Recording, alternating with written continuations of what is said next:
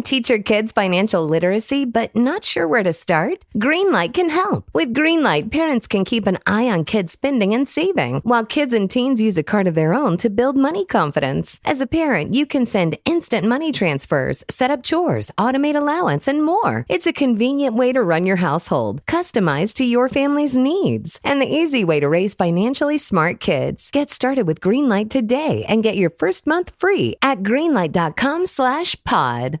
Shopify is the global commerce platform that helps you sell at every stage of your business. Shopify is there to help you grow. Shopify helps you sell everywhere, from their all-in-one e-commerce platform to their in-person POS system. Shopify's got you covered. Shopify helps you turn browsers into buyers with the internet's best converting checkout, 36% better on average compared to other leading commerce platforms, and sell more with less effort thanks to Shopify Magic, your AI-powered all-star. What I love about Shopify is how no matter how big you want to grow, Shopify gives you everything you need to take control and take your business to the next level. Shopify powers 10% of all e-commerce in the U.S., and Shopify is the global force behind Allbirds, Rothy's, and Brooklinen, and millions of other entrepreneurs of every size across 175 countries. Plus, Shopify's award-winning help is there to support your success every step of the way. Because businesses that grow with Shopify. Sign up for a $1 per month trial period at shopify.com/Westwood1, all lowercase. Go to shopify.com/Westwood1 now to grow your business, no matter what stage you're in. Shopify.com/Westwood1.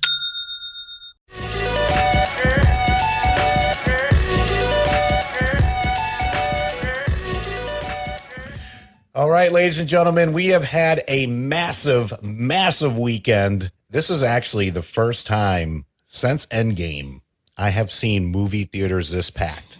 And you know what I'm going to be talking about? Barbenheimer weekend. Barbie, Oppenheimer coming out on the 21st. We're going to be covering both films, highs, lows, critiques, and of course our grades afterwards. We are on the 5-point Mario Brothers scaling system. This is your host, Brian, a.k.a. El Nino, and today I'm joined with...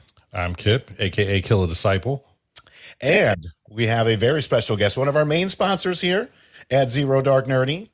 Steven, a.k.a. Sailfish Steve from Sailfish Comics. Love it, love it. As you know from the intro, middle of the episodes, and outro, Sailfish Comics, they have been good friends of ours for quite some time now.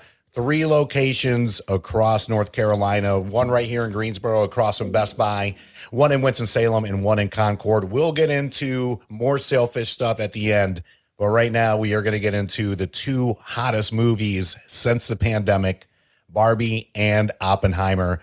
And we will go ahead and start with what's supposed to be the format. You're supposed to watch Oppenheimer first and then finish with Barbie.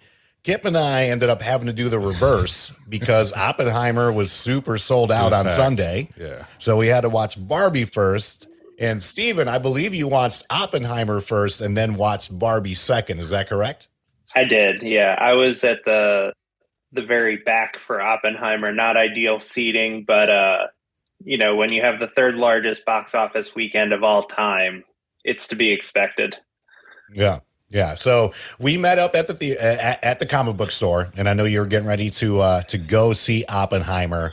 So what was that experience like for you from beginning to end? I mean, I'm talking about as soon as you get, checked in with your ticket. Did you see it as packed? Because you went on Friday.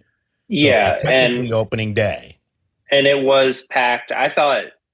I was a little surprised because the crowds were definitely more Barbie oriented. A lot of pink, a lot of balloons in the lobby and stuff. A lot of people looking like they were there to just have a good time, as opposed to trudge through the, I have become death's destroyer of worlds kind of vibe. But overall, it was great. It's definitely, the heavier of the 2. You always expect that from Christopher Nolan, and he really delivered, beginning to end. Almost on 2 fronts, I feel like. It's almost like 2 movies in one, and both of them are like at war with each other and how good they are and how well acted and how well they're depicted. I'm really glad you said that, 2 movies in one, because I definitely got that vibe. This isn't your typical Christopher Nolan, I need to watch it 5 times for this movie to make sense, especially going back to Tenet, right? Inception as well. I mean, for the exception of the Dark Knight trilogy and even some of his like other classics too, like The Prestige, I don't feel like this is one where you need to rewatch over and over and over again for it to make sense. Like Tenet, I always hear, hey, by the fourth time I watched it, it made sense to me. I'm not a fan of movies like that. I mean, right. I do like a little bit of, mystique and things like that. But this one, I did feel like it was definitely two stories in one. But most importantly, you didn't have to feel like you were a rocket scientist to enjoy the film. Yeah. Yeah. I thought, there was the black and white elements to the confirmation hearing storyline versus the color of the other to really set them apart. And other than like Rami Malek being there in one and knowing, well, he hasn't said a line, so this has to come back somewhere. There's not a whole lot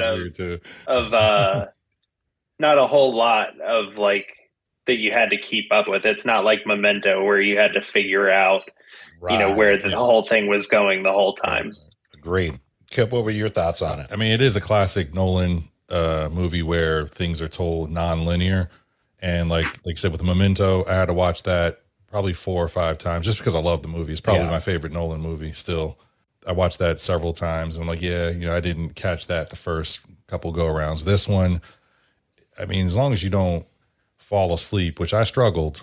I'm not going to lie. I struggled a few times. It was a struggle for me too. Those movie theater seats are so comfortable. Right. I knocked a few times. I had to catch myself, but I mean, for the most part, I knew what was going on. And again, you don't have to be a rocket science, but as somebody that studied like physics and, engineering, I love watching movies like that. Cause I'm like, okay, give us our time to shine, and everything has to be explosions, which there was a major explosion in it, but that wasn't really the focus of the movie. It was everything that led up to that. And that's what I liked about it. Yeah. Yeah. I agree 100%. I mean, I'm one of those people to where I'm older now. I do appreciate a good nap. Anytime there's a downtime in a movie, especially as comfortable as the movie theater seats have gotten over the years, there were definitely times where I was catching myself falling asleep, not because the movie was boring per se. It's just, it's a slow buildup and that's what it is. That's what Christopher Nolan is known for. It's not dynamics in the beginning. I mean, for the exception of the Dark Knight series, you got to wait a little bit until you kind of see what's really going on. Right. And I thought of all the cameos that we get and just performances, I thought the females really stepped up to the plate between Emily Blunt, Florence Pugh. And Florence Pugh. Yeah. Florence Pugh did, she had probably way less screen time than Emily Blunt, but she showed her, I mean, okay, I don't want to say showed her ass. I mean, she literally did, but she did a great job with the little bit that she was in the movie. She made a statement. I feel like her scenes, just the way she was acting. I mean, she's coming up, man. She's done. Her resume is looking great at this point for somebody that's been in the public eye for less than 10 years. Yeah, I feel like it's Jennifer Lawrence and then Florence Pugh is right there. Mm-hmm. Yeah, and Emily Blunt, I was kind of like, well, she's not getting as much to do, but then that last hour, she comes on real strong. That third act, that was her act right there. Yeah, yeah, 1,000%. Are there any takeaways, Stephen, for you in terms of you? For one thing, I do find it impressive, but also scary that the lengths that actors take to portray a character in terms of weight loss. We've seen of Christopher Nolan in The Machinist, the drastic weight loss that Christian Bale went through, and apparently Cillian Murphy was eating 1 almond a day to get his face to be, his whole body really to be like that. So I don't know. And I would just love to get your thoughts on this. I mean, do you feel like that's super extreme? Is that something that you would ever see yourself doing? Because to me, as much as I love cinema, I'm a very hangry person and just eating off 3 meals a day. So I can't imagine how hangry I get eating 1 almond a day to look the part of a specific role for a movie. Yeah. And to be willing to do it, obviously, like you said, Christian Bale had done it, and knowing that it's something that's going to be expected. It's like the opposite of like Kumail Nanjiani going through all the effort to get super ripped for Eternals and then not really being used and the impact that it has. So I think it's it's extreme, but I think, when you get these like almost theater troupes together, like Cillian Murphy has, I think, been in 6 Christopher Nolan movies now, and you got the cameo from Gary Oldman in this, going back to Dark Knight and other things. I think, when the time comes, I think everyone wants to be doing their part, and if somebody else has gone to the wall for it, then they want to go through whatever they have to do to live up to the example that's already been set for Christopher Nolan. Yeah. Right. Yeah. I mean, even Matt Damon went on record saying that he promised his wife some time off. And he said, unless Christopher Nolan calls me for a movie. Mm-hmm. And then lo and behold, guess who was getting yelled at by I mean, I wouldn't say that he was getting yelled at, but I'm sure she was like, you got to be shitting me. Yeah. But he didn't have to do any drastic weight gain or weight loss with it. But what's your thought when it comes to things like that too, Kip? I'd love to get your feedback on this. I think that certain actors take it to the extreme. Mm-hmm. Like, I mean, I guess like with Christian Bale's example of The Machinist, that's what that role called for. Right. It's super unhealthy to do that, to have your weight fluctuate the way it may have to. Yeah. Because we're not talking about just a couple pounds here. I mean, we're talking drastic. The guy was like, I think he was like less than 100 pounds when he did The Machinist. Yeah. I'm like, that's crazy. And I feel like he was hospitalized at one point. I don't know. I mean, I do a lot for a few $1 million, though. I mean, it's not like they're not doing it for almonds here. They're getting paid. They're being well compensated. Yeah. So, I mean, that, and also you turn in a good performance that builds on your reputation as an actor, and you're going to have, A-list directors wanting to work with you. Yeah. I think especially when Christian Bale did The Machinist, it was like he was still trying to break away from the Empire of the Sun Newsies kind of Christian Bale and the way the world saw him. Yeah, he became like a legit actor, turning in a good dramatic performance, and he became an A-lister probably from doing that. I mean, he was what was that, Reign of Fire? Like he was doing stuff like Reign of Fire. I don't know if that was before, but I mean, he did other. I mean, don't talk shit about Reign of Fire. I mean, I liked it. That movie. His earlier stuff, like Equilibrium, when he was in Equilibrium, that was great. I love that movie. That may have gotten him action roles because he killed that. But everybody wants to be in a Nolan movie. He's like the golden boy. It's like it's working with Scorsese, or like Oliver Stone or something like that. Nolan, he's top tier. So, I mean, if he asked me to live off of 4 pebbles of kibble, I'd probably end up doing it. That means I'm going to be sitting at the Oscars waiting to hear my name called. Sure. And there's also very few directors out there that can go up to a studio and say, here's my project, here's what I need. And the studio says yes. Mm-hmm. Christopher Nolan solidified himself after, I think a little bit before, but definitely after doing the Batman trilogy. And then, of course, Inception. Right. And, we'll get to Greta in a little bit because I feel like she's going to be in that aspect of it, especially in terms of female directors. Mm-hmm. So it's exciting to see new properties that are directed well, that are meant for theaters. Right. So, before we get to Barbie, let's go over again. You got to do this out of a scale of 5. And this time I'll start with you, Kip, and then I'll go to Steven. Where would you rank? And give me 2 rankings. I want to know rewatchability ranking and then just your overall ranking of the film. Okay. Rewatchability. I'm going to tell you, I don't think I could watch it in the theater again. Now, I'm glad that I did watch it in theater because the sound was amazing. Spectacular. It was I can't imagine watching that for the first time at home. So definitely, if you have a chance to get out there to the theater, you're going to want to see it in the theater. Also, just to support theaters right now. And again, everybody that worked on that movie, I know they worked their asses off to make that. Based on just what I saw in the cinema, I would give it I don't know, is it like we do whole numbers or do you? You can do at least do a half. Okay, don't do 0.15. Right, so I'm going to give it a 4.5 out of 5. Actually, for both, I mean, I'd say 4.5 out of 5 for just seeing it one time, and then rewatchability. I would definitely watch it again, but at home in the comfort of my own home, and probably in sections. I almost wanted like a Tarantino intermission. Because I made it all the way through without even going to the bathroom, and that was rough. So same. I would say I'm gonna give it, rewatchability. I'll definitely watch it. I always come around to every Nolan movie, no matter how, even if I'm not like, oh, I've got to, figure it out again or anything. Like I watched Interstellar a couple weeks ago just because I don't know that I'd watched it since it came out. I was like, oh, Timothy Chalamet was his son in that. Like, had completely forgotten that. Nolan was ahead of the curve on that, on top of everything else. So definitely, a 5 out of 5 for rewatching. And I would say a 4 out of 5 as far as the movie itself. I think that, I harp on this all the time, and my wife especially does when I look at the runtime of something, even like the new Mission Impossible is 3 hours. And it's like, okay, well, people seem to think that this movie has to be 3 hours, so you feel like you got your money's worth out of it. But I think you could have cut out easily a half an hour, if not an hour, from Oppenheimer, and I agree. You would have just had a killer, no filler experience. So 4 out of 5 just for that reason.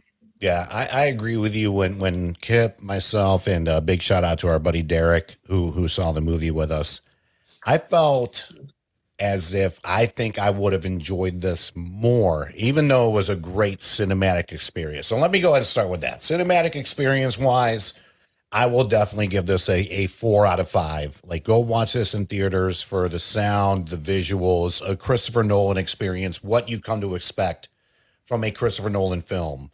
With that being said, this did feel all of 3 hours to me. There's 3 hour movies that don't feel like 3 hour movies. Right. Wolf of Wall Street to me is one where I could kind of just watch on whatever, but I've always been a Scorsese fan. I've always been a Christopher Nolan fan, but this did feel all 3 hours. So you are correct, Stephen. I think they could have knocked out, half an hour to an hour of this film. Mm-hmm. And if they were to keep it the way it is, I would have preferred if it was an HBO special directed by Christopher Nolan on a Chernobyl, kind of. Yeah. That way it could have been a 6-part miniseries, let's just say, where it could have kept people maybe engaged a little bit longer, because that is one of the main concerns. I mean, let's face it, we're in a world right now where we want everything fast. We want everything quick. And I mean, I feel like the three of us are cinephiles where we really enjoy the experience, but not everybody is like us. And I'm not saying Christopher Nolan makes movies for everybody. Don't get me wrong. Yeah. But there's a lot of people where they look at the time, and as soon as it's over 2 hours or 2.5 hours, immediately they just check out. They don't even want to give it a chance. So, I mean, that obviously didn't happen this weekend because it has been the best weekend since COVID, the best box office weekend between this movie and Barbie since Endgame. So, I mean, yes, I will say go out and watch it, especially if you love Christopher Nolan movies. And most importantly, original content. This isn't a remake. This isn't part 10 or part 12 or a part of an extended cinematic universe, which we have all grown to love. And we can get to that in a little bit. And that's what I love about Christopher Nolan. We know it's going to be, even when it was Batman, it didn't feel like the old Batman films, which I enjoyed. I'm not going to take anything away from Tim Burton or anything like that. But he just has an eye for making things look real and look amazing, where it's not just super, super CGI focused. And I really respect him for that. And that when you see them building Los Alamos in the movie, that they're actually out there building a town for the sake of this movie and for his vision and stuff. So to see that old school filmmaking is very cool. Yeah. But it was really good to just see the different demographics for both films across the board. Yeah. I felt like we saw a lot more with Barbie as far as the demographics. So let's go ahead and get to Barbie on that. So Barbie, as far as stats go, so let me go ahead and run down some numbers for this weekend to show how absolutely massive this weekend was. So Barbie earned $337 million worldwide, and Oppenheimer brought in $174 million worldwide for a total combined gross of $511 million. Again, one weekend. Wow. And this is not a holiday weekend too. Holiday weekends numbers fluctuate a little bit because they come out on Wednesday. And I believe these two came out on Thursday, like the normal schedule goes. So biggest opening weekend since the pandemic, the fourth biggest opening weekend in box office history for two movies. And the ones before that were Endgame, Infinity War, and The Force Awakens. And I mean, we're talking those three movies carried that whole entire weekend. Where these two I can't even tell you what else came out when right. this came out. Yeah, you know? complete opposite ends of the spectrum. Right. And the marketing, I mean, to me, it's genius in a way to where it's like, let's just get people out to the theaters and we'll let it go up to them. And it just happened. So before we get to Barbie, I mean, what was kind of your first take, Stephen? We'll start with you, like, especially with the Barbie movie coming out, like what were your thoughts? And then, Kip, and then we'll just kind of go from there. I've had a crush on Greta Gerwig since like Greenberg or something like that, another Greta Gerwig, Noah Baumbach collaboration, and then Frances Ha and all that. So, I've always been aware of her as long as she's been working, even going back to the movies with the Duplass brothers in the early aughts and stuff. Saw Lady Bird, didn't love it. Saw Little Women, didn't love it. But her working and co-writing with Noah Baumbach was big for me. Going back to movies like Squid and the Whale and things like that, and getting that wry sense of humor to go with what she's brought in as a director, I think is what really put this one over the top for me. Yeah, agreed. I mean, going into it, just off trailers and a little bit of a buzz, my daughter is a gigantic A24 fan and just a Greta fan in general. So she already loved Lady Bird. Her and I actually watched Little Women together, and I never seen the previous iterations of Little Women. I was just more impressed by the cast. And I enjoyed it. It's not really my cup of tea. I'm gonna tell you right now, if it was Little Women, if it was Little Women Oppenheimer, I would have been like, it's just gonna be Oppenheimer weekend for me. Yeah. But seeing the cast and kind of getting a little bit of feedback that this was not going to be a PG movie is what got me a little bit excited about seeing it. And then we'll get into that a little bit. And then what was your first reactions to that? Barbie pretty much had me at the first trailer. Like it gave me like 21 Jump Street vibes where I'm like, okay, so I'm not really supposed to take this seriously. They're not taking themselves seriously. It's a comedy, and as I saw the next trailer, I was like, okay, this is more geared towards adults, but there's stuff. It's like the opposite where you go see a kid's movie, like the Lego movie, and then it has something for the adults. This seemed like it was for adults, but had something for the kids. Yeah. So, I mean, I was definitely more excited to see that than Oppenheimer, which is bad, I guess. I don't know, but I mean, Oppenheimer, I never felt more like an adult watching a movie before. And we were just missing the suits. That's how I felt. I felt like we just stepped off of like the suits. Or like set to go watch this movie. But like I had a great time with it. Like I didn't go in with high expectations. Right. I just wanted a good time. I wanted a few laughs, and it gave me everything I asked for.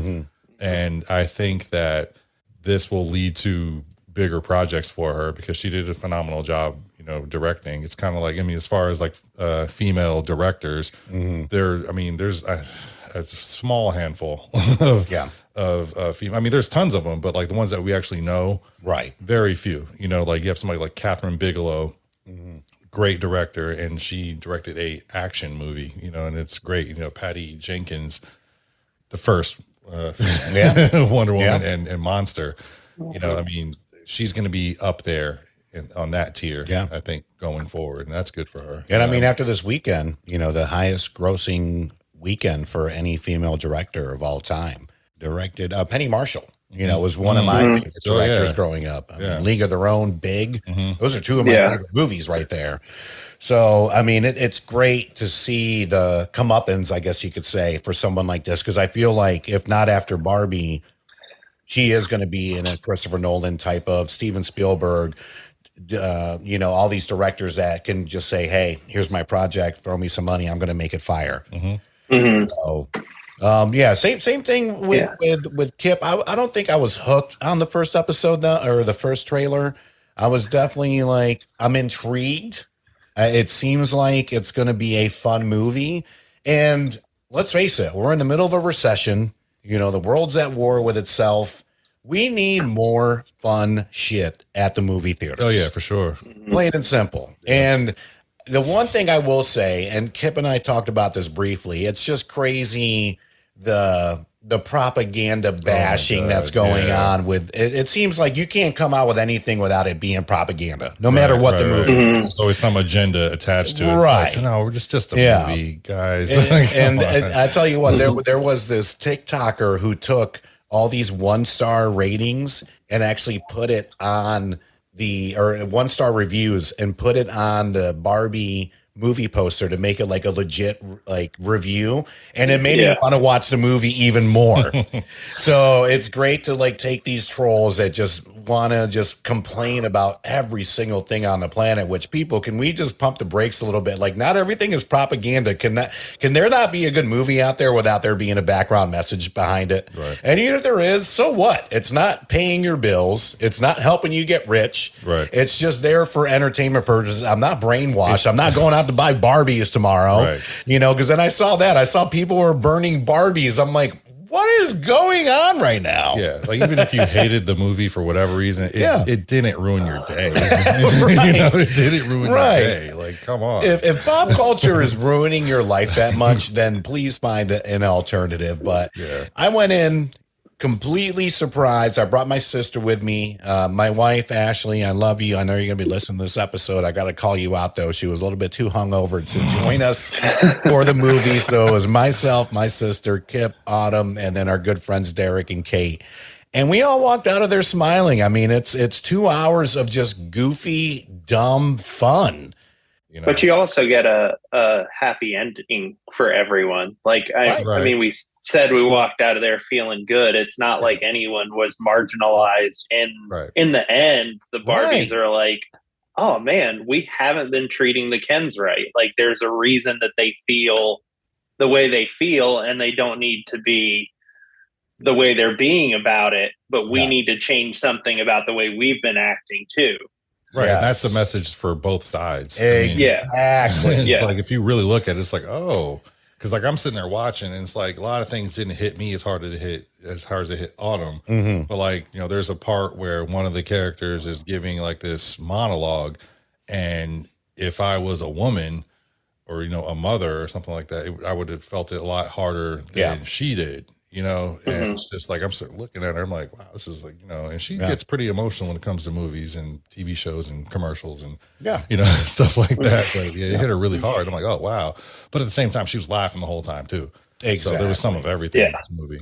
Exactly. I'm gonna give it a 4 out of 5. The comedy, that's what did it for me. I mean, Ryan Gosling, he's so good. He's great. I mean, the fact this guy, like, if he won an Oscar for comedy, like, I would completely get it, because the guy, I'm not saying he carried the movie, but comedically, I would say he carried the movie. Like, I mean, just the Kens in general, Simu Liu, like him, and the guy that plays Gravik in Secret Invasion, I don't know his name yet. We will know his name. We will after Bob Marley. We will know his name, but I mean, they did a great job. I mean, even Michael Cera, his part. Oh, as what was it? Alan. Alan.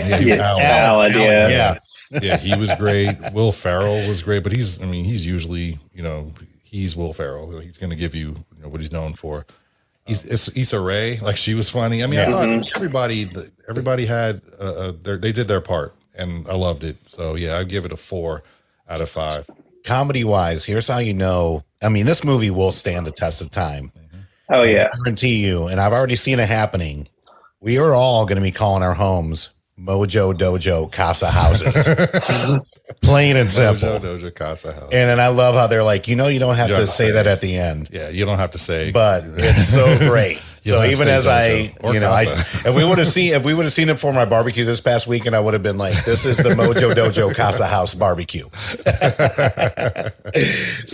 What's your rating on Barbie, bud? I give it a 5 out of 5. Love it. Love it. Hold on. Before you say anything more, here it is. Yeah. I don't think there was anything in the whole movie that was wasted. I think that there were, there's musical numbers, there's fight scenes, There's cameos like the old woman on the bus stop bench when Barbie meets her. That is Barbara Handler that they talk about in the movie, who is That's the actually inspiration. not. That's a Oh, common it isn't? misconception. It's not. No, she's actually a costume designer that's friends with Greta Gerwig. Oh, Okay. Yeah, that's actually My not mistake her. then. No, it's fine. But Everybody thinks but that. yeah, Her. I just don't feel like there was any scene that was wasted. I think that there are things that I want for movies that I'll still go see everything, like No Hard Feelings. It was fine, but I still want there to be room for quotable comedies and R-rated comedies in the marketplace. So I went to see it. Yeah. And after, when I went out with my friends to eat after the movie, we were all quoting lines from Barbie already. Like, anytime anything that has gone well the last couple days, it's been sublime. Like, I think it's going to be, as a comedy, stand the test of time, like you said, the same way Anchorman or Dodgeball or any other great comedy does. Yep. And then it had a ton to say in the same way that a movie like Everything Everywhere All at Once or Vengeance did last year, where it hits you emotionally too. You get a second air horn for that, brother. I tell people all the time, I'm like, in the early 2000s, before we had memes and GIFs, it was quotes from movies, and Anchorman was one of them. Yeah. So I will give this definitely a 4.5 out of 5. I actually cannot wait to watch this movie again. I did tell Ashley, she was like, well, will you go to the theaters again? Maybe. I mean, we got a lot of other stuff coming out.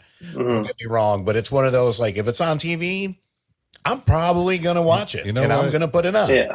Rewatchability. I'm actually going to change I gave it a 4. I'm going to go to a 4.5. Because you know what? There we go. You know what? Like, I can see myself watching this before I watch Oppenheimer. There you go. And I'm like, again, if it's on streaming, I'm like, it's on up.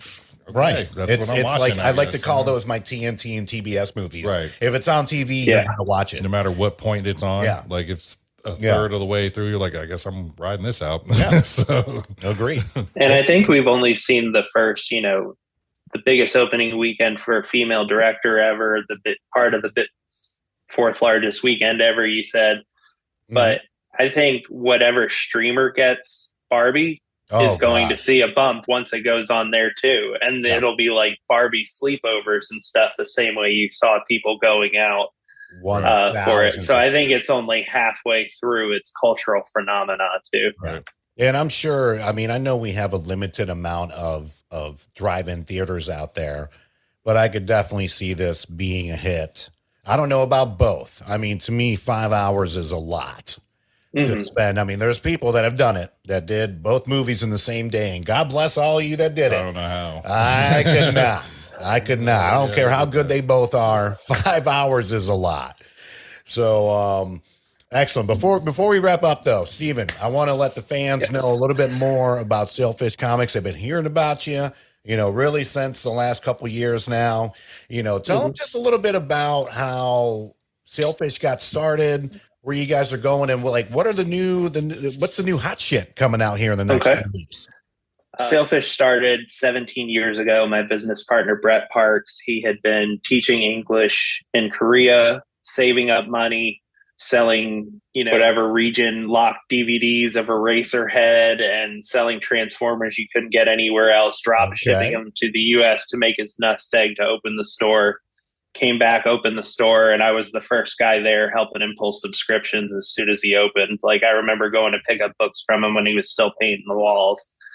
And then fast forward 10 years, and I wanted a piece of something for my own. Yeah. Got together with Brett, opened up our own shop in Greensboro. And then 3 years after that, we had hired a kid named Colton. He wanted to make his bones as well. We set him up down in Concord. So that's kind of how the Manifest Destiny has progressed. Awesome. As far as the new hotness, we have Ultimate Invasion going on. That's the big Marvel summer event. DC's turned things a little more horror oriented with Night Terrors across their whole line of books. And there's always new stuff to try. We just had an exclusive variant featuring our puppy Lois for a new book called Scrapper. That's like Blade Runner meets Homeward Bound, kind of stray dogs in the dystopian future solving crimes. So that's a lot of fun. And especially if you like the movies that you saw this weekend, there's especially Oppenheimer, Jonathan Hickman, who's written a bunch for the Avengers and stuff. Mm-hmm. He teamed up with a guy named Nick Pitara back in 2009, and they did a book called Manhattan Projects. Oh, okay. Where it posits as the atomic bomb being the tamest thing that they created.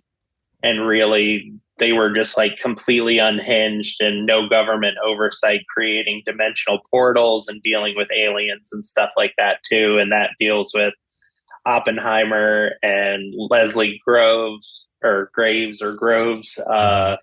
lot more Richard Feynman than we got in the movie and things like that. So that's kind of a old backlist title that's evergreen right now.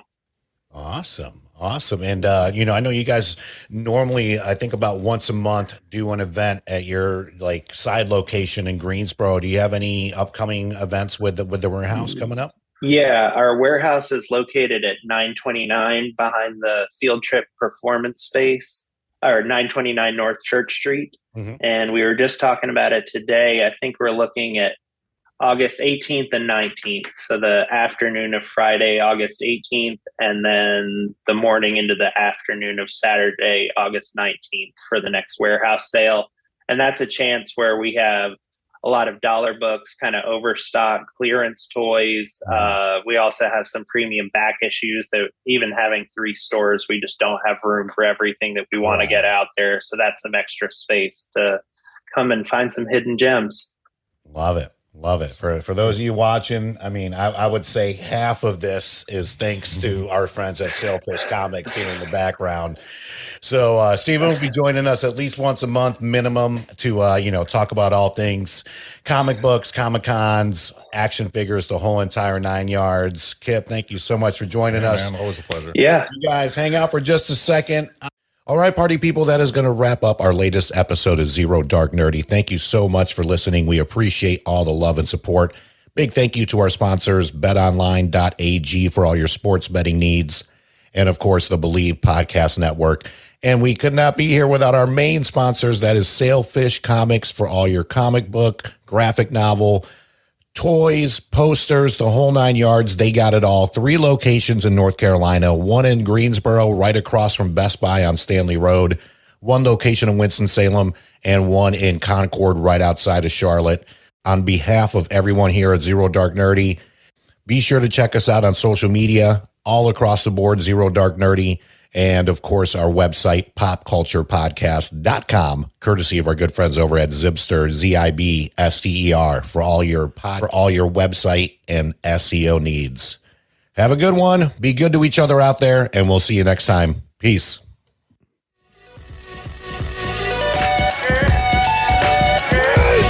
Yeah! Victory! And anger management? Fuck anger management.